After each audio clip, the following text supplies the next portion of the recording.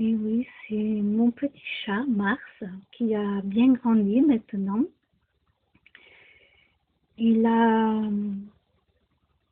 il a grandi à un moment donné avec une pie qui était tombée du nid.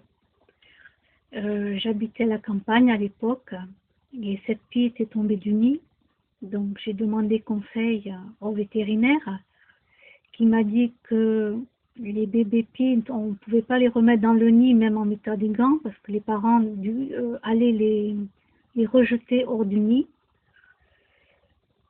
Du coup, le vétérinaire m'a expliqué, sachant comment je suis avec les animaux, donc à l'époque, et je le suis toujours d'ailleurs, m'a dit voilà qu'il valait mieux que je m'en occupe parce que la pie est considérée comme un oiseau nuisible car elle est carnivore et elle serait tuée, comme d'autres oiseaux d'ailleurs. Hein.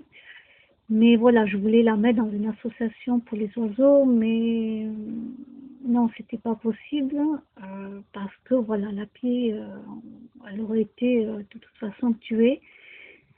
Donc, il m'a dit de m'en occuper parce qu'il savait très bien que voilà que j'allais le faire et elle a grandi, elle a grandi. Je mettrai d'autres vidéos où elle a grandi. C'était incroyable le matin, elle dormait sur une grande cage dessus, hein, elle n'était pas du tout dedans.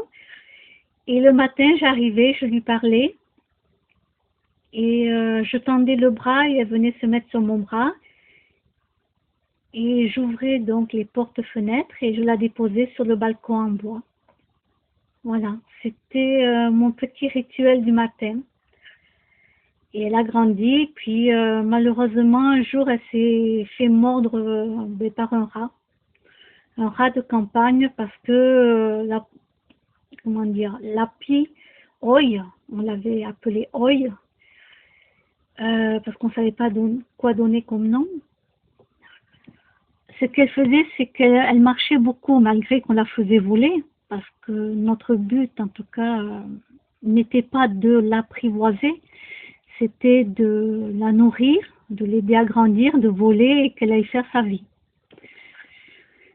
Et ce qu'il y a, c'est qu'elle s'est attachée à nous. Et moi, je m'étais beaucoup attachée à elle.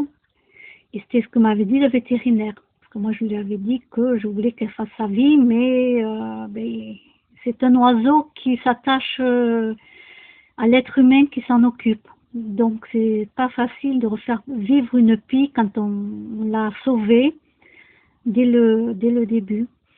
Et comme elle était toujours pratiquement au sol,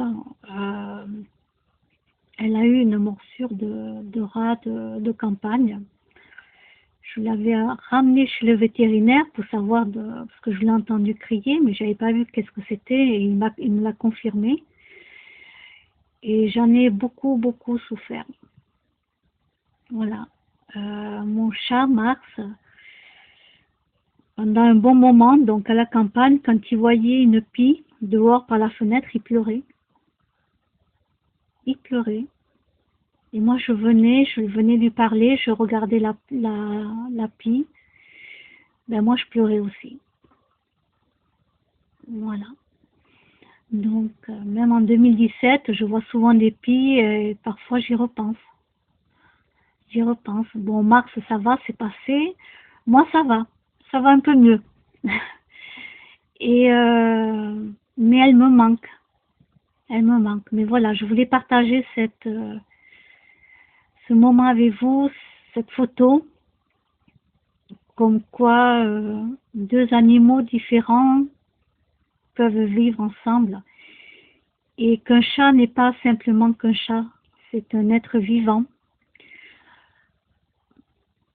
Et l'animal aussi a des sentiments.